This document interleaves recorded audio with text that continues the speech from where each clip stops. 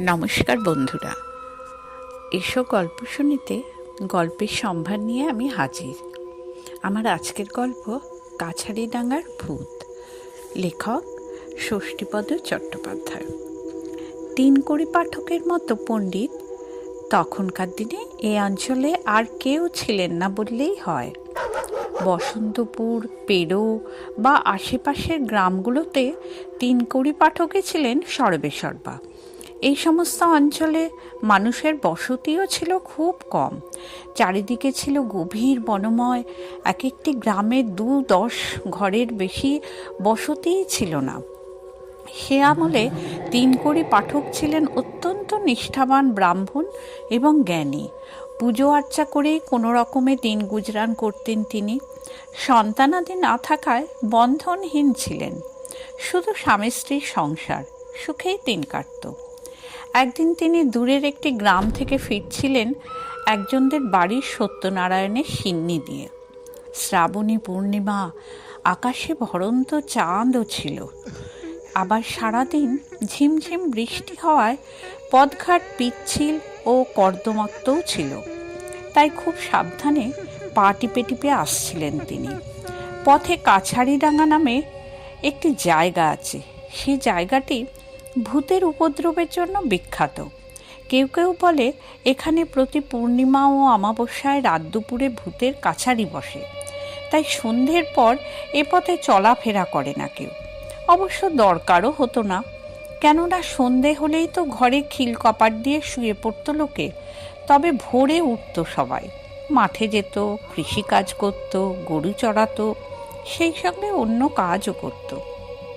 তা যাই হোক, তিনকড়ি পাঠক যখন মাছের ডাঙায় এসে পড়লেন তখন দেখলেন ভূতের কাছারি বসে গেছে সেখানে। একটা বড় গাব গাছের নিচে বসে আছেন ভূতেদের রাজা, আর তার কাছে এসে ওর নামে নালিশ জানাচ্ছেন হাজারো ভূত। এমন সময় তিনকড়ি সেখানে এসে পড়ায় রাজামশাই বললে, এমন অসময়ে কে আসে? এক ভূত বলল, উনি এখানকার পাঠক মশাই, ভালো মানুষ, ভিনগা থেকে পুজো করে ফিরছেন। রাজামশাই বললেন, একবার ওনাকে আসতে বলো তো এখানে। একজন ভূত তার ছায়া শরীর নিয়ে তিনকড়ি পাঠকের কাছে গিয়ে বলল, পেন নাম হই ঠাকুর মশাই, আপনি অসময়ে এসে পড়েছেন এখানে, তাই আমাদের রাজামশাই একবার আপনাকে ডাকছেন। অনুগ্রহ করে যদি আসেন একটু ভালো হয় তাহলে। তিনকড়ি পাঠক হেসে বললেন, তা রাজামশাই যখন ডেকেছেন তখন তো যেতেই হবে, বলে ভূতটার সঙ্গে এসে হাজির হলেন ভূতের রাজার কাছে। রাজামশাইও তিনকড়ি পাঠককে দুহাত জোড় করে প্রণাম করলেন অত্যন্ত শ্রদ্ধা ভরে, এবং বললেন, আমার অপরাধ ক্ষমা করবেন পাঠক মশাই, আপনাকে লোক না দিয়ে ডাকিয়ে এনে আমার নিজের যাওয়াই উচিত ছিল। তিনকড়ি পাঠক বললেন, তাতে কি হয়েছে, ওসবে আমি কিছু মনে করি না। এখন বলুন কি জন্য ডেকেছেন? রাজামশাই তার অলৌকিক সিংহাসনে তিনকড়ি পাঠককে বসিয়ে বললেন, কিছুদিন আগে আমার এক নাতি হয়েছে। ক্রমে অন্নপ্রাশনের দিন এগিয়ে আসছে তার। নাতিটা আমার বড়ই আদরের। আপনি ওর একটা বেশ ভালো দেখে নামকরণ করে দিন দেখি। কোথায় আপনার নাতি? বলার সঙ্গে সঙ্গে সেই গাব গাছের উপর থেকে বড় বড় কানওয়ালা পেঁচামুখো এবং বাঁদর বাচ্চার মতন একটি বাচ্চাকে বুকে নিয়ে লাফিয়ে নামলো বাচ্চার মা, কালো কুৎসিত একটা পেতনি। বলল, এই যে। রাজামশাই বললেন, এই আমার বৌমা, আর এই আমার নাতি। তিনকড়ি পাঠক বললেন, অতি সুন্দর। পেতনি আনন্দে নেচে বলল, কে, আমি না এই বাচ্চাটা? পাঠক মশাই বললেন, দুজনেই। ভূতের রাজা বললেন, এবার তাহলে আপনি ওর একটা নাম ঠিক করে দিন। পাঠক মশাই বললেন, ভূতের যখন নাতি তখন ওর নাম হোক ভবিষ্যৎ। রাজামশাই বললেন, ধন্য ধন্য পাঠক মশাই, ভূতের নাতি ভবিষ্যৎ হওয়াই তো উচিত। তাহলে লোকের দিকে তাকিয়ে বললেন, কি হে, নাম পছন্দ তোমাদের? সবাই তখন হৈ হৈ করে উঠল, বলল, পছন্দ পছন্দ, এই না হলে পাঠক মশাই ভূতের নাতির ভবিষ্যৎ, রাখবে না আর কাউকে সৎ। রাজামশাই বললেন, নাম যখন সবারই পছন্দ হয়েছে তখন এই নামই বহাল রইল। বলে বললেন, আজ আর কাছারি বসবে না, অতএব সবাই যেতে পারো। সব ভূত চলে গেলে রাজামশাই বললেন, তা পাঠক মশাই, আমার নাতির নামকরণের আনন্দে আমি আপনাকে এক ঘড়া মোহর দিতে চাই, আপনি কি নেবেন? ব্রাহ্মণ বললেন, না, মোহর ভোগ করার মতো আমার কেউ নেই। আমি অতি দরিদ্র ব্রাহ্মণ, ঠাকুরের সেবা করে পুজো করে আমার দিন বেশ ভালোই কাটে। তাছাড়া গ্রামবাসীরা আমার ছেলে মেয়ের মতো, তাদের সেবাতেই সুখে আছি। তা যদি হয় তাহলে মোহরগুলো এক একটি করে ওই গ্রামবাসীদের তো বিলিয়ে দিতে পারেন।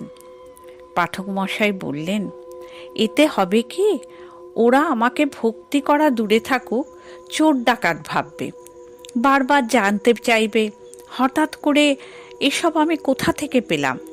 আর তাছাড়া একবার পেলে আবার পেতে ইচ্ছা করবে, লোভ বাড়বে, লোভে পাপ, পাপে সর্বনাশ হবে।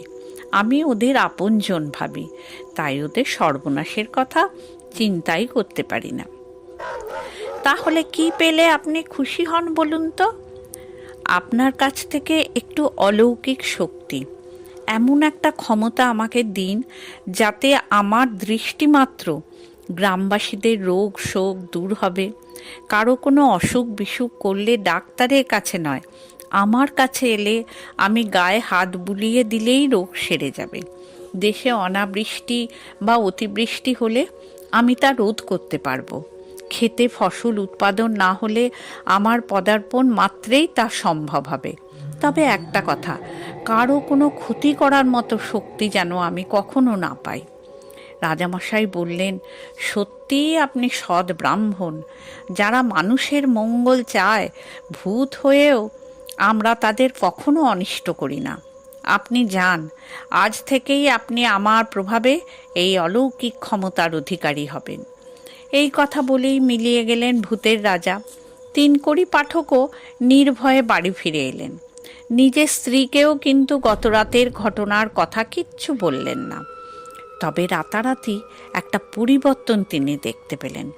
তার উঠোনে যে পেঁপে গাছগুলো ছিল, সেই গাছগুলো হঠাৎই ফলবতী হয়ে গেছে। প্রতিটি কলা গাছে কাঁধি ধরেছে, লাউ ডগা পুঁই ডগা গাছগুলো লকলকে সতেজ হয়েছে। তিনকড়ি পাঠক বুঝলেন, ভূতের রাজার দেয়া অলৌকিক শক্তির প্রভাব শুরু হয়েছে। গ্রামের শেষ প্রান্তে গয়লাদের একটি শিশু মরণাপন্ন ব্যাধিতে ভুগছিল। তিনি গিয়ে আদর করে তার গায়ে হাত বুলিয়ে দিতেই নিমেষের মধ্যে শিশুটি সুস্থ হয়ে ওঠার লক্ষণ দেখা দিল। এইভাবে একের পর এক অলৌকিক ঘটনা ঘটতে থাকায় তিনকড়ি পাঠকের নামে জয় জয়কার পড়ে গেল। সবাই জেনে গেল তিনি শুধুই সৎ ব্রাহ্মণ নন, একজন সিদ্ধ পুরুষ। গ্রামবাসীদের ভালোবাসার দানে তার দিন আরোই ভালোভাবে কাটতে লাগলো। এরপর বার্ধক্যজনিত কারণে যখন তার দেহান্তরের সময় ঘনিয়ে এলো, তখন একদিন গ্রামের লোকেরা তার অন্তিম বাসনার কথা জানতে চাইল। পাঠক মশাই বললেন, আমার আর কি বাসনা, তোমরা সবাই আমার ব্রাহ্মণীকে দেখো, আর পারলে ওই কাছারিডাঙ্গায় যে গাব গাছটা আছে সেখানে একটা শিব প্রতিষ্ঠা করে নিয়মিত তার সেবা পুজো করো। শিবের মাথায় জল ঢালতে বামুনের দরকার হয় না, ও কাজটা তোমরাই পারবে। তিনকড়ি পাঠকের কথা গ্রামের লোকেরা অক্ষরে অক্ষরে পালন করেছিল। তার দেহত্যাগের পর ওই গাবতলার একটি নুড়ি বড় পাথর বসিয়ে একজন বামুনকে দিয়ে তার প্রতিষ্ঠা করিয়ে সেবা পূজার ব্যবস্থা করেছিল।